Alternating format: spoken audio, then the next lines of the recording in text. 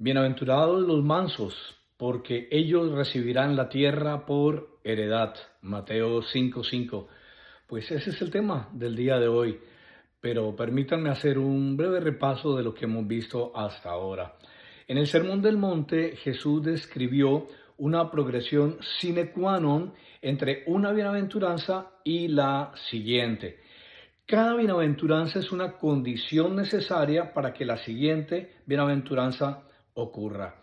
Y todo comienza con ser pobre en espíritu. Ya vimos la palabra tojos, que significa ser pobre en espíritu. Una persona que no es tojos se cree capaz, se cree buena y no acepta su bancarrota moral y espiritual. Por tanto, decíamos, no puede ser bienaventurado. Al admitir que no tengo ni un centésimo para poder acceder a un Dios santo y que comprendo intelectual y espiritualmente que sin su gracia y sin su misericordia no tendré acceso al reino de los cielos. Esto me debe producir un penteo, un lloro, un lamento, decíamos la semana anterior, debido a mi naturaleza pecaminosa, y quien no llora por su pecado no puede llegar a esta tercera bienaventuranza, a ser un prautes, o sea, ser manso y humilde de corazón. Las bienaventuranzas entonces describen un carácter de un cristiano, de lo que un creyente es en esencia, y ellas, aunque es algo interno, luego se van a reflejar externamente. Los cristianos definitivamente no somos de este mundo, pertenecemos a un reino distinto. Y al entrar por la puerta estrecha, hemos decidido transitar por un camino angosto que nos alejará cada vez más del camino del mundo. Dice David Guzik, comillas, las dos primeras bienaventuranzas son generalmente interiores. La tercera se relaciona con el prójimo. Las dos primeras eran principalmente negativas. La tercera es claramente positiva. Efectivamente, las dos primeras bienaventuranzas tienen que ver en mi relación con Dios. Ante la magnitud, ante la magnificencia de Dios, ante la soberanía de Dios, la grandeza de Dios, la santidad de Dios, yo me reconozco pobre, un tojos. Yo no tengo recursos para llegar a un Dios santo. Y esa es una comprensión de carácter intelectual y espiritual. Y ese tojos me lleva a llorar debido a que no puedo acceder a la santidad de Dios, a la grandeza de Dios, al reino de los cielos. Y eso me produce un lloro, un lamento.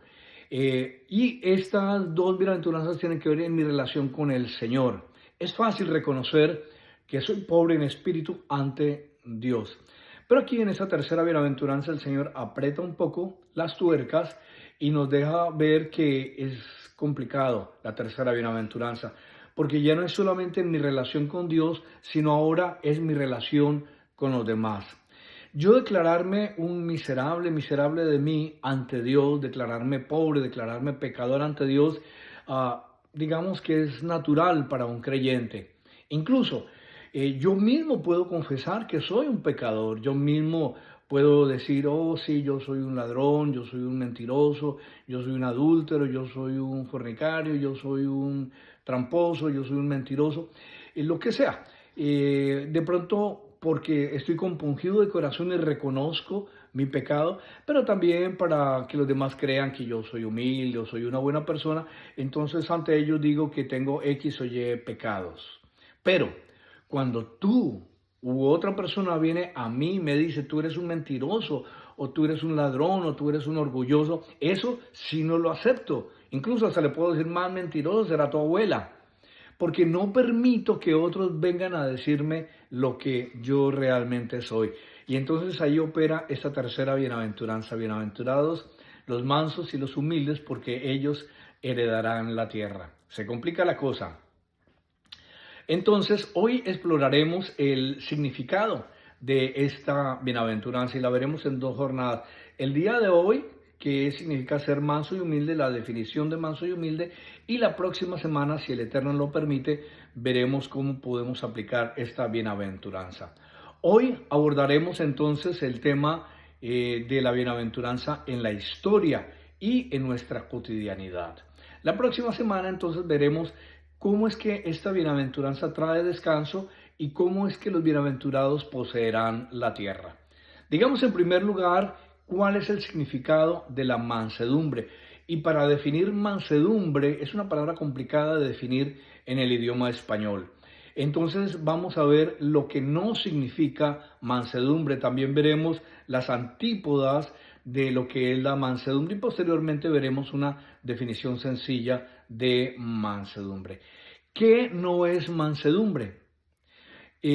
Regularmente, socialmente, culturalmente se considera que una persona educada, de finos modales, diplomática, que ante la sociedad se presenta calmada, tranquila, que mide sus palabras, esa persona la consideramos como una persona prudente, una persona mansa. No importa que en la familia, en el interior de la familia de quienes lo conocen cercanamente, sea una persona explosiva, grosera, agresiva, pero por lo menos que ante la sociedad aparente calma. No, eso no es mansedumbre según la Biblia. Otros piensan que los temperamentos introvertidos, como por ejemplo los flemáticos, los melancólicos, las personas que se toman su tiempo para hablar, para pensar, son personas mansas y no necesariamente, son cosas completamente distintas. Tampoco mansedumbre significa ser tonto, ser mediocre, ser indeciso, ser cobarde. ¿Qué es lo que regularmente se considera que es una persona humilde? No, esa es una persona sin carácter, es una persona indecisa que no sabe para dónde va. Eso tampoco es mansedumbre. Entonces, para acercarnos más a lo que significa la palabra mansedumbre, miremos algunos antónimos que nos presenta el Tanaj y también el Nuevo Pacto. Por ejemplo, al orgulloso se le considera como una persona soberbia, altiva, arrogante, vanidosa, presuntuosa. Todos esos son antónimos de lo que es la mansedumbre, de lo que es la humildad. Entonces, ¿qué es la mansedumbre? Según Jesús. La palabra humilde utilizada en el Antiguo Pacto, en el Antiguo Testamento, es anav o anibut. Ya en el Nuevo Testamento los griegos utilizan la palabra praus. ¿Y por qué utilizaban praus? Lo utilizaban en dos contextos. El primero de ellos era de un caballo, de un potro salvaje que corre, patea, no acepta el lazo, no acepta que nadie se le monte encima. Pero una vez domesticado, este potro salvaje sigue conservando su fuerza, sigue conservando su carácter, sigue conservando su fortaleza, sigue conservando su supervivencia, pero la tiene bajo control. Eso para los griegos era un praus. Y también utilizaban esta palabra en otro sentido. Cuando un viento recio, un huracán, de un momento a otro se tranquilizaba y se convertía en un viento suave y apacible, entonces utilizaban la palabra praus. El viento tiene la capacidad de levantar árboles, de levantar coches, de levantar ganado, de volver una nada toda una población. Pero también tiene la particularidad de refrescar el ambiente, de traer paz, de traer sosiego. Ese temperamento del viento que es controlado y se convierte en suave es praus. El Nuevo Testamento también nos permite tener una idea de lo que es la mansedumbre, cuando el apóstol Pablo, allá escribiéndole a los Gálatas en el capítulo 5, versículos 22 y 23, dice: mas el fruto del Ruach HaKodesh, del Espíritu de Santidad, es amor, gozo, paz, paciencia, benignidad, bondad, fe, mansedumbre, templanza. Contra tales cosas no hay ley. Entonces, en resumen, la perspectiva bíblica de mansedumbre es poder bajo control. No es ser un cobarde, no es ser un tonto. Es una persona que puede sujetar su carácter. También otra palabra que la Biblia utiliza es dominio propio. Entonces, el manso es una persona que es capaz de sujetar sus pasiones, su temperamento, de tener su vida bajo control. Ok, hemos abordado el tema, la definición de la mansedumbre. Vamos a ver el segundo tema del día de hoy, que es la pertinencia. ¿Por qué es importante? ¿Por qué es pertinente esta bienaventuranza? Y vamos a ver 4 tópicos dentro de este segundo tema del día de hoy. En primer lugar, vamos a ver la preeminencia que Jesús el Mesías da a la humildad. En segundo lugar, vamos a ver que el orgullo, el antónimo de la humildad, es el origen, la raíz, la madre de los demás pecados. En tercer lugar, vamos a ver que independiente del pecado que hayan cometido muchos de los hombres y mujeres de Dios del Tanakh, del Antiguo Testamento, tienen un denominador como un disparador que ocasionó que cayeran en pecado. Y finalmente vamos a ver por qué el sistema de antivalores del mundo ataca tan agresivamente, particularmente, esta bienaventuranza. Comencemos entonces hablando de la preeminencia que Jesús el Mesías da a esta bienaventuranza. Pareciera que de todas las bienaventuranzas, Jesús a esta le da un lugar especial. Jesús el Mesías, por ejemplo, nunca dijo, aprended de mí que sano enfermos. Tampoco dijo, aprended de mí que resucito muertos o que camino sobre las aguas. Bueno, tampoco dijo, aprended de mí que sano suegras. Pero el Evangelio según San Mateo sí nos dice que Jesús aseveró en el capítulo 11, versículo 29, aprended de mí que soy, no que me hago, aprended de mí que soy manso y humilde de corazón y hallaréis descanso para vuestras almas. Entonces Jesús toma un texto del Antiguo Testamento, del libro de los Salmos, el capítulo 37, versículo 9, que dice, comillas, los que esperan en el Eterno heredarán la tierra, cierro comillas. Entonces Jesús muestra que la humildad es algo muy importante en el carácter, en la vida de un seguidor de Él. Ahora vamos a ver, en segundo lugar, que el orgullo, lo opuesto, el antónimo a la humildad, es la base de los demás pecados, es el detonante de otros pecados. Miremos, por ejemplo, que el pecado de Satanás no fue adulterio. No es que se metió por ahí a la calle del pecado, se consiguió una diabla y adulteró.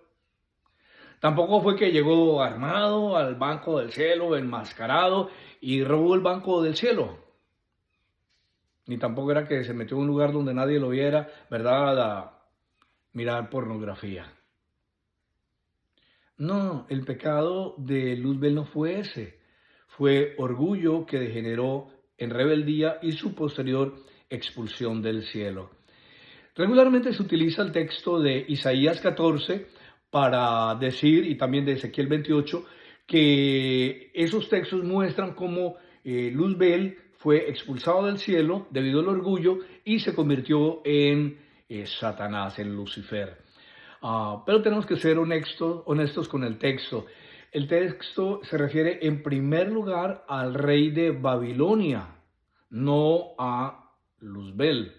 Dice que el rey de Babilonia se llenó de orgullo su corazón y quiso llegar al cielo y ser como Dios. Leamos el texto que está allá en Isaías capítulo 14, verso 13, el cual dice, comillas, tú que decías en tu corazón, subiré a lo alto, junto a las estrellas de Dios levantaré mi trono y seré semejante al Altísimo. Y de verdad, hay muchas coincidencias que encontramos en Isaías 14 que pareciera referirse a la caída de Lucifer, pero insisto, el texto no lo dice directamente. Parece que está insinuando que se refiere a la caída de Lucifer. Pero algo que sí es cierto es que, sea que se refiere al rey de Babilonia, o sea que se refiera a Satanás, la causa de la caída de esta persona, de esta personalidad, de este sujeto, fue el orgullo que lo llevó a la rebeldía y a su posterior expulsión. Pero hay otros textos de la Sagrada Escritura, no los vamos a ver todos, pero que nos dejan ver colateralmente cuál fue el motivo de la expulsión de Satanás del cielo. Por ejemplo, el apóstol Pablo, escribiéndole a su discípulo Timoteo en la primera carta, el capítulo 3, versículo 6, dice de la siguiente manera, comillas, que cuando se va a elegir a alguien, cuando se va a elegir a alguien en la iglesia, en el cargo de liderazgo, no está hablando del diablo, sino del liderazgo en la iglesia, comillas, no un neófito, no sea que envaneciéndose caiga en la condenación del diablo. Envaneciéndose tiene la misma raíz etimológica de vanidad, de alguien vano, de alguien vacío que se cree superior.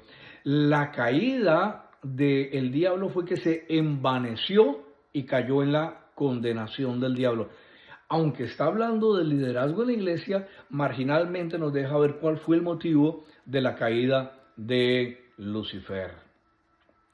Si vamos a otro texto, por ejemplo, allá en el Antiguo Testamento, en Bereshit, se dice que cuando la serpiente se acercó a Eva, no solamente le hizo dudar de la bondad de Dios, de la generosidad de Dios para con ellos, que les entregó trillones de árboles, sino que Dios tenía una agenda escondida. Por eso fue que les dijo, no coman de tal árbol.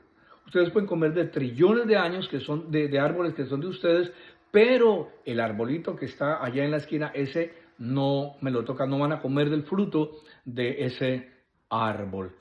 Porque les dice la serpiente a Eva y a Adán, el día que coman de él no van a morir, sino que serán semejantes al Altísimo. Muy parecido a lo que dice Isaías capítulo 14.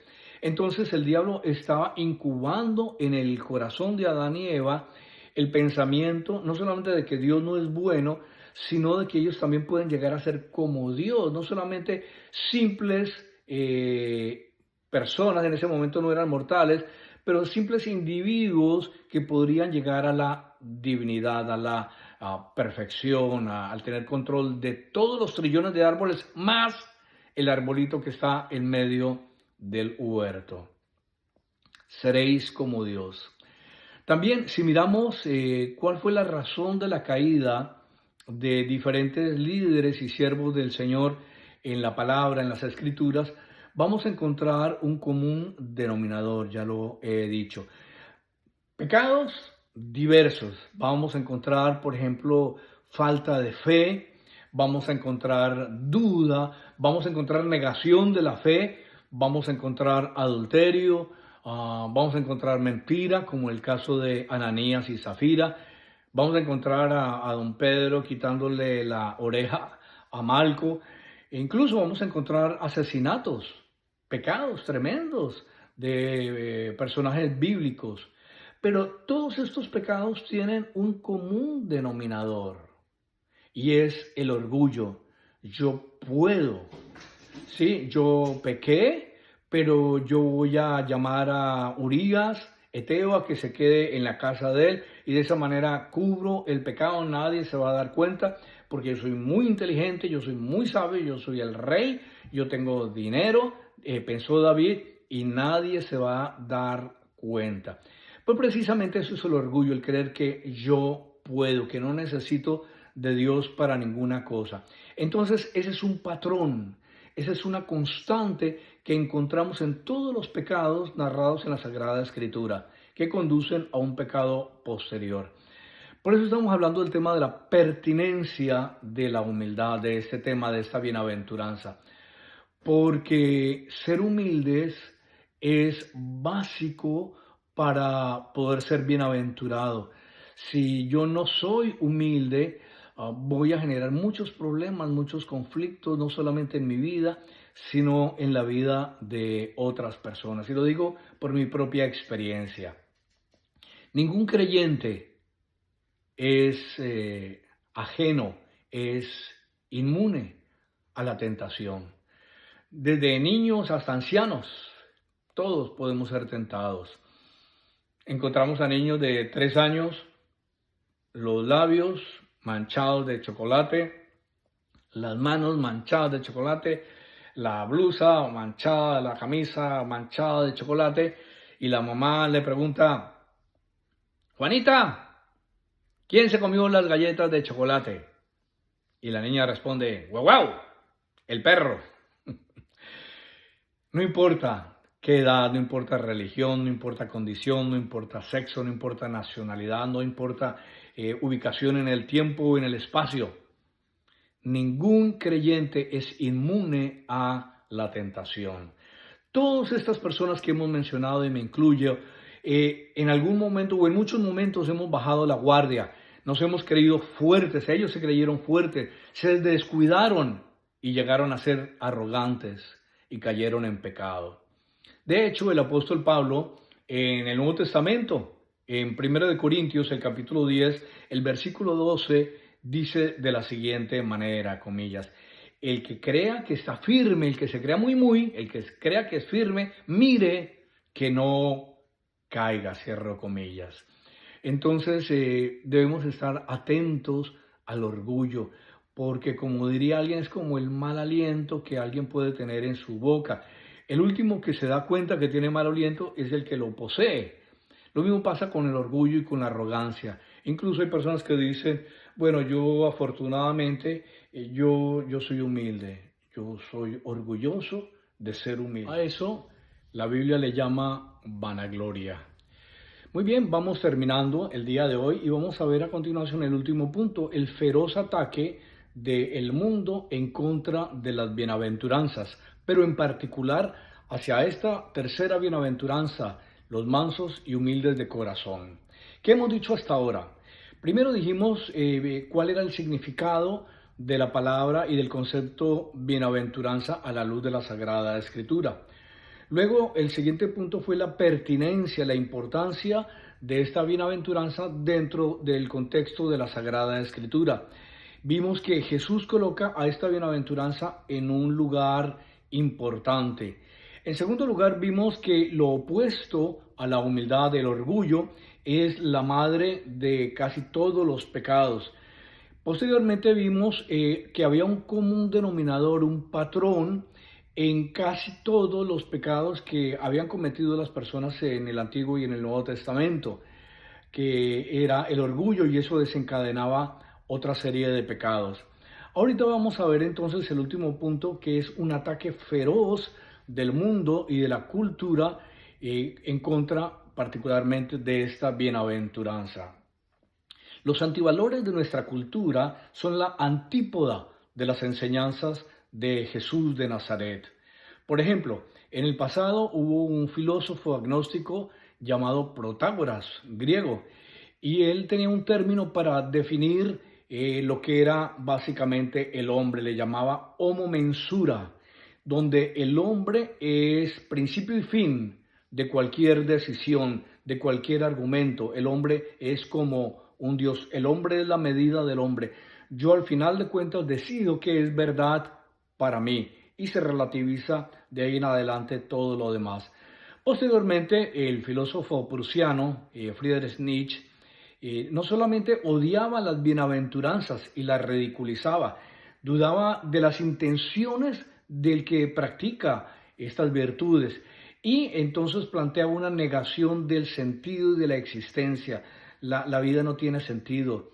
Dios ha muerto, decía Nietzsche. Por tanto, el hombre debe superarse, debe crear valores individuales de dominio, de poder, y debe anhelar llegar a ser un superhombre. Debe verse como todopoderoso, como libre, una persona sin limitantes morales, decía Nietzsche. Nietzsche veía la compasión y la humildad, que es nuestro tema, como un retroceso en el proceso evolutivo del hombre y consideraba a la moral de los esclavos como una debilidad. Vamos a dejar el tema allí, pero es tan solo un atisbo de lo que la modernidad y la posmodernidad opinaban acerca de la humildad. Permítanme decir algo con respecto a la historia de Nietzsche. Cuando Nietzsche en Europa hablaba de que Dios había muerto, los modernistas de la época empezaron a escribir en los tableros, en los pizarrones de la universidad, Dios ha muerto. firmado Nietzsche. Pasó el tiempo, Nietzsche enloqueció, tenía una serie de enfermedades venéreas y otro tipo de problemas y murió. Cuando murió Nietzsche, entonces los cristianos empezaron a firmar en los tableros de sus universidades: Nietzsche ha muerto, firmado Dios.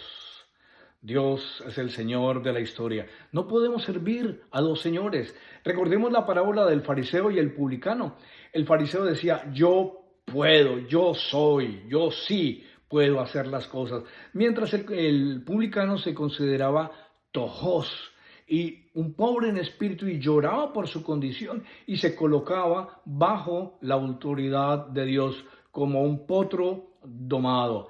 Y también Jesús, cuando estaba surgiendo la competencia de egos entre los discípulos sobre quién sería el mayor, Jesús dijo: el que quiera ser el primero, que sirva, humíllese, y va a ser bienaventurado aquí en la tierra y en el siglo venidero.